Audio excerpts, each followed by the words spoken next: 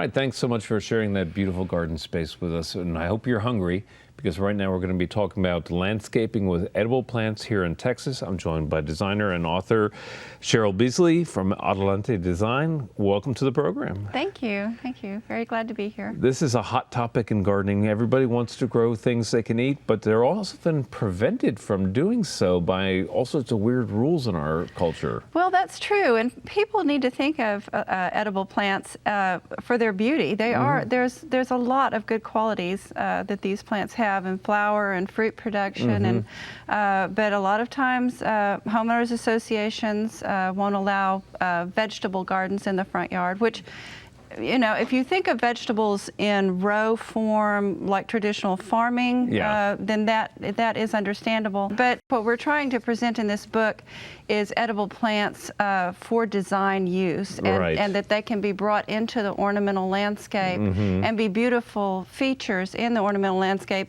standalone, completely edible, or tucked in with other ornamental. Well, you know, and people have been integrating edible plants into existing ornamental landscapes for years, but the interest now in growing food is so hot that you give people here some very practical information about how to do it and how to make it look beautiful as well. Right, yeah. There are some specific things that you know, need to be considered with edible plants. For one thing, you're generally replacing annuals on a yearly basis. So, and two, you have to rotate families because you don't want the same family in the same plot every year. You know, to kind of you got to rotate your crops, so to speak. Exactly, right. It's a different animal. It's not like you just plant it and water it and leave it alone. There are special fertilization requirements and pruning requirements and all of that. But if you truly love vegetable gardening as much as I do, and I spend most of my weekends doing that, then it really is a labor of love, and you can go out and, you know, harvest it, and things like Swiss chard or kale or things like that. You can clip the leaves and leave the plant, so you don't have a hole left. That's right. That's right in your landscape. Well, I mean, you start the book off really by talking about the form of the garden and how you can create really memorable, beautiful garden spaces with these plants. And you talk about you know, the design part first. Right. So scope and scale of the garden is a really important feature. It is important, and you know, some people will just start off with a few herb pots and some fruit trees, and some people will want to do their whole entire landscape in edibles. So this gives people the opportunity to think of edible plants and what they have to offer as far as design elements, combinations, you know, different things that you would automatically think of with design anyway, form, texture, color, all of those things that play off of one another. Right.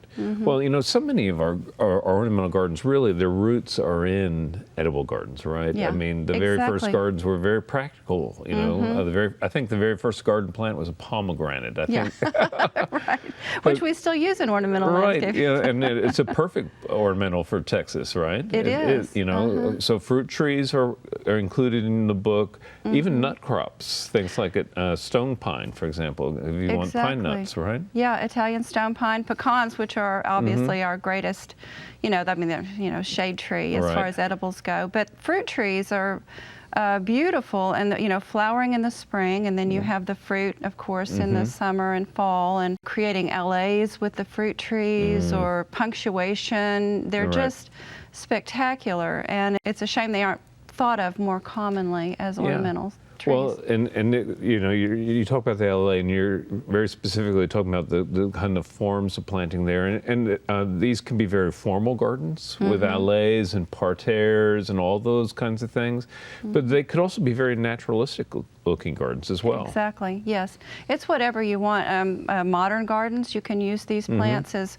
you know, repetitive patterns, more linear, with punctuations of like artichoke or things like that that would just be boom, and you know, so artichoke is like a edible agave, you know? Exactly. And some people use those in their strictly ornamental landscapes. So you know, but there are plants that that lend themselves to this. And you're right, the traditional gardens, the potagers and the parterres and things like that, that were traditionally, historically, that's what gardens were. And then they started becoming more just, kind of trying to mimic nature more so, and we kind of got away from that. Right. Well, the book is filled with lots of practical information. I mean, it's like, how do you grow these things? How do you prune them, and how do you shape them? And that's a big deal with the fruit trees, aren't it? It is, especially the first 3 or 4 years. There are diagrams in the book that show, particular pruning, how you want to do that each consecutive year until you get the shape that you want. Different trees, peach trees require more of a topping of the central leader, whereas other fruit trees. So anyway, there's different techniques that you would use. Yeah, and again, these can be incredibly beautiful. Espaliered apples, things like that. There's a real art form to this, and it can be stunningly beautiful. And so, I really encourage people to think about these plants in that way, and to have fun with them when they're doing it. Exactly. Yeah. And the espaliers are they're just beautiful. We really need more gardener training on that sort of thing, because people, unless you do it yourself, which, of course, but yeah, they're just beautiful. Or cordoning grapes, having a huge grape arbor, or, things of that nature are just spectacular garden elements. I want to come back around to the soil fertility question, because you referenced that about having to, make sure that you're rotating the crops, and when you're in those areas where you do have annuals, because some of these things could be evergreen trees or shrubs or whatever, but a lot of edibles are annual crops. So soil fertility really matters in those kinds of situations. It does, and all of the gardening cultivation references in the book are organic. There's a section on soil fertility and how to amend your soils, how to build your soils, which it is important. They require more effort, more preparation, and soil is key. You've got to get your soils right. There's an element to edible gardening too, that there's seed collecting and playing with, passing these plants along to friends and neighbors as well. It's a very cool side to it. Some of our great founding gardeners, like Jefferson, for example, he was a great fan of experimentation in the garden. Right, he was, yeah, and all of the varieties in the book. There is a section on hybrids, but all of the featured varieties in the book are open pollinated, so you can save seed. And there's also information on things that readily cross-pollinate plants with the same genus and species, like the brassicas and things like that will cross-pollinate. So, you need to think about that if you want to save seed. But yeah, there's just a lot more that goes into it, but it becomes a really passion of many people to do this. So. Right. Well, it's you're offering people a great way to kind of ease into this, or go big if they want to, right? Exactly. Yes. And you want to start off at your own pace. You don't want to overwhelm yourself with it, and then Well, and I think that is one thing to bear in mind, and is that working with food production plants typically does take a little more time.